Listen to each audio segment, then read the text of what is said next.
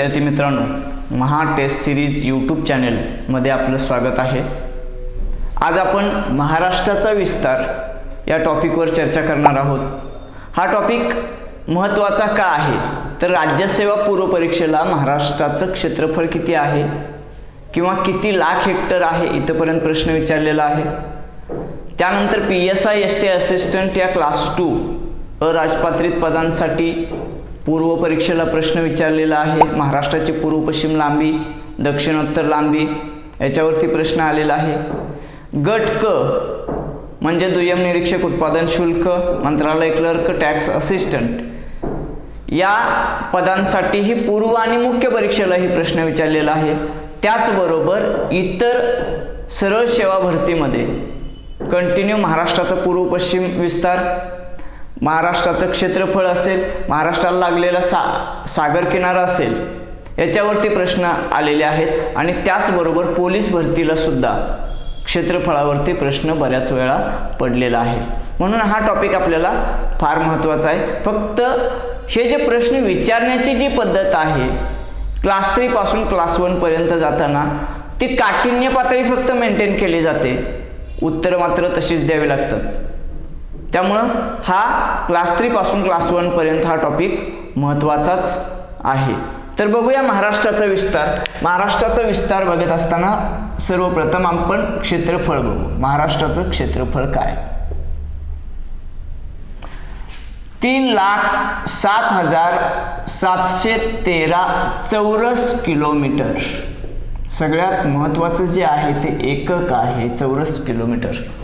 त्यामध्ये किलोमीटर जर असेल तर ते चुकलं। क्षेत्रफळाच्या पाठीमागं कायम चौरस किलोमीटर असलं पाहिजे।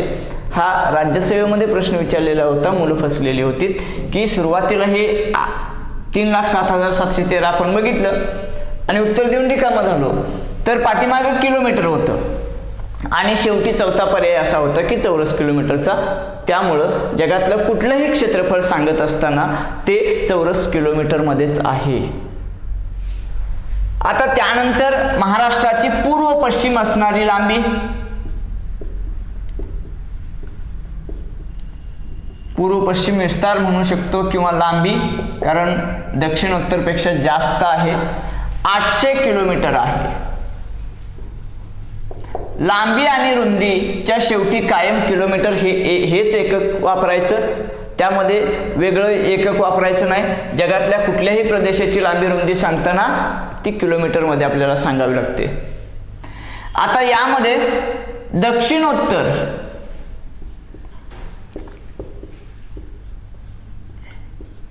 रुंदी म्हणजे महाराष्ट्राचा उत्तरेपासून दक्षिणेपर्यंत म्हणजेच उत्तर भागातून अगदी खानदेश पासून कोल्हापूर जिल्ह्याच्या शेवटच्या टोकापर्यंत ही रुंदी मोजली जाते, ती 700 किलोमीटर आहे। आता या लांबी रुंदीमध्ये अजून एक महत्त्वाचा मुद्दा वेगळाच आलाय की महाराष्ट्र राज्य पाठ्यपुस्तक महामंडळाच्या पुस्तकांमध्ये 9वीच्या पुस्तकामध्ये हे झालेला आहे की इथं 800च्या ऐवजी 860 केलेलं आहे, 860 किलोमीटर, आणि हे 700च्या ऐवजी 730 किलोमीटर लिहिलेलं आहे। माहित असू द्या, पण याच्यावरती बऱ्याच वेळा प्रश्न पडलेले नाही। आतापर्यंत जे प्रश्न पडले ते याच्यावरती पडले आणि हेच उत्तर आपण दिलेली आहेत। त्यामुळं हा भाग थोडासा आपण बाजूला ठेवू, काही पुस्तकामध्ये अपवाद दिलाय। आता त्यानंतर महाराष्ट्राची लांबी रुंदी झाली, त्यानंतर क्षेत्रफळ झालं। आता महाराष्ट्राचा अक्षवृत्तीय विस्तार काय आहे?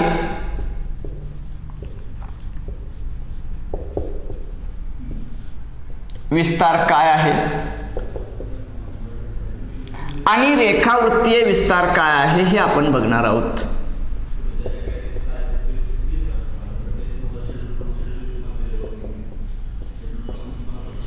अक्षवृत्तीय विस्तार जर बघायचा असेल तर अक्षवृत्तीय विस्ताराच्या शेवटी उत्तर किंवा दक्षिणच येतात, पण भारताचा आणि महाराष्ट्राचा विचार केला तर अक्षवृत्तीय विस्ताराच्या शेवटी उत्तर हाच आला पाहिजे आणि रेखावृत्तीय विस्ताराच्या शेवटी पूर्व किंवा पश्चिम असतात, पण भारताचा म्हणजेच महाराष्ट्राचा विचार करताना शेवटी पूर्वच आलं पाहिजे। असं का? हे पहिल्यांदा आपण समजावून घेऊ। ही आपली असणारी पृथ्वी आहे, कारण त्याच्या शेवटी पूर्वच काय येतं आणि पश्चिमच काय येतं किंवा दक्षिण काय येतं आणि उत्तरच काय येतं हे बघण्यासाठी ही आपली गृहीत धरू की ही आपली पृथ्वी आहे।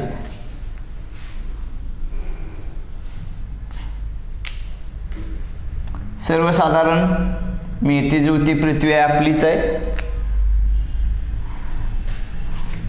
हे जे आहे ते विषुववृत्त म्हणजे 0° अक्षवृत्त आणि विषुववृत्ताच्या उत्तरेला हा उत्तर गोलार्ध आहे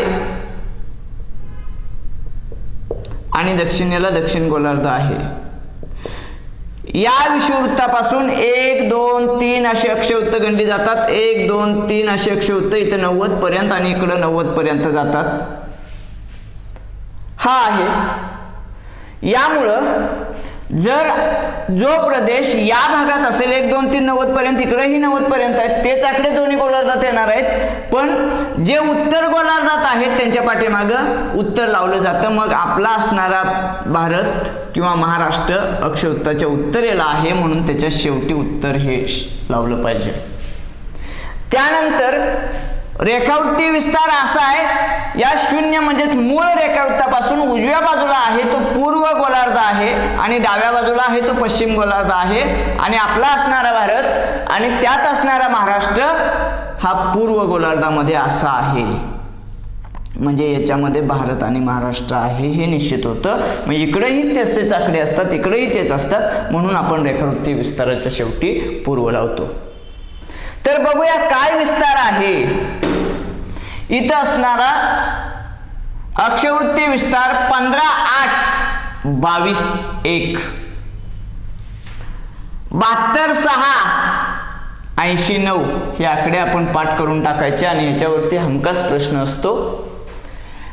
आता अंश पहिल्यांदा नंतर मिनिट। 15° 8 मिनिट, 22° 1 मिनिट,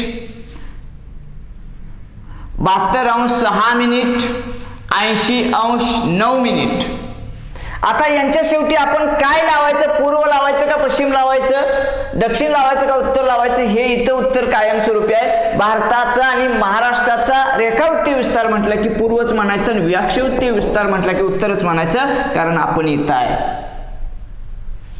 मग इथं बघूया, उत्तर ते उत्तर, पूर्व ते पूर्व, संपलं। हा असणारा आपला अक्षवृत्तीय विस्तार आणि रेखावृत्तीय विस्तार महाराष्ट्राचा आहे।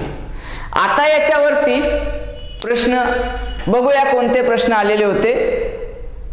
असिस्टंट 2015, पूर्वी ते पद मंत्रालय सहाय्यक या नावानं ओळखलं जात होतं, आता ते ASO या नावानं ओळखलं जातंय। 2000 सहाय्यक कक्ष अधिकारी म्हणून ओळखलं जातंय।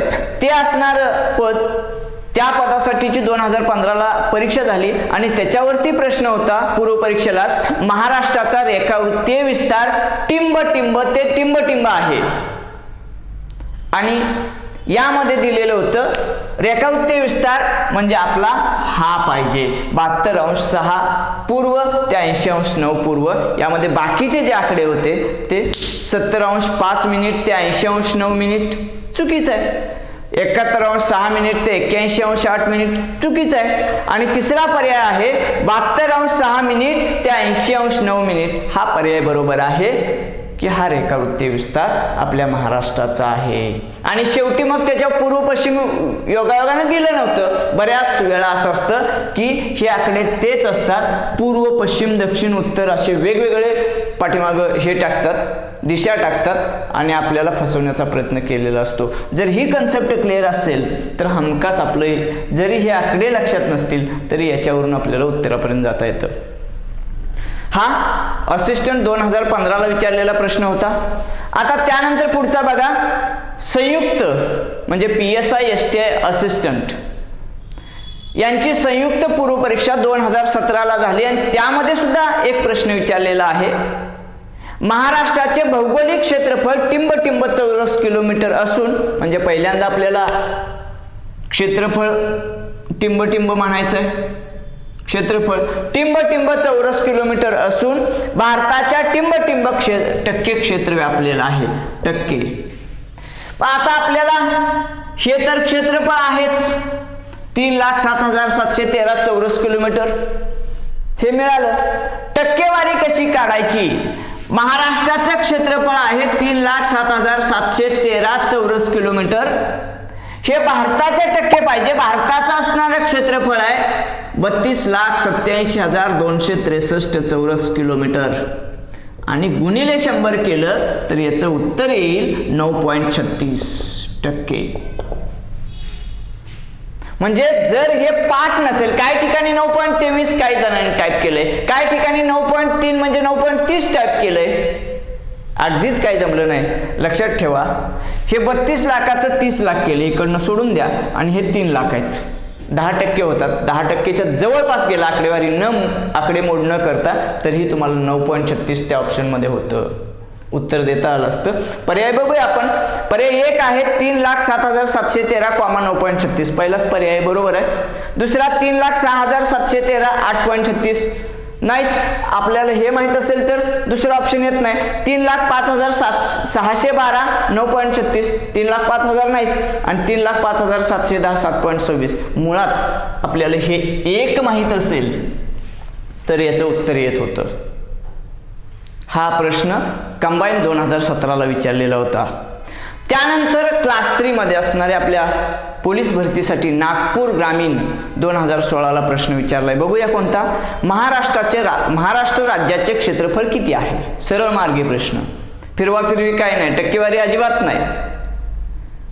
काय सरळच इथं दिलंय. महाराष्ट्र राज्याचे क्षेत्रफळ 3,07,713 चौरस किलोमीटर. म्हणजे एवढ्या छोट्या घटकावरती प्रश्न भरपूर येतात. प्रातिनिधिक स्वरूपात मी प्रश्न दिलेत 2-3, पण असे भरपूर प्रश्न आलेले आहेत. हा टॉपिक महत्वाचा आहे. बघून घ्या, वाचन करत राहा. त्यानंतर आपण याच बरोबर पुढं वारंवार याच्या पुढचे टॉपिक महत्वाचे घेत राहणार आहोत. तर आपलं चॅनल पाहत राहा. तोपर्यंत थांबूया. धन्यवाद.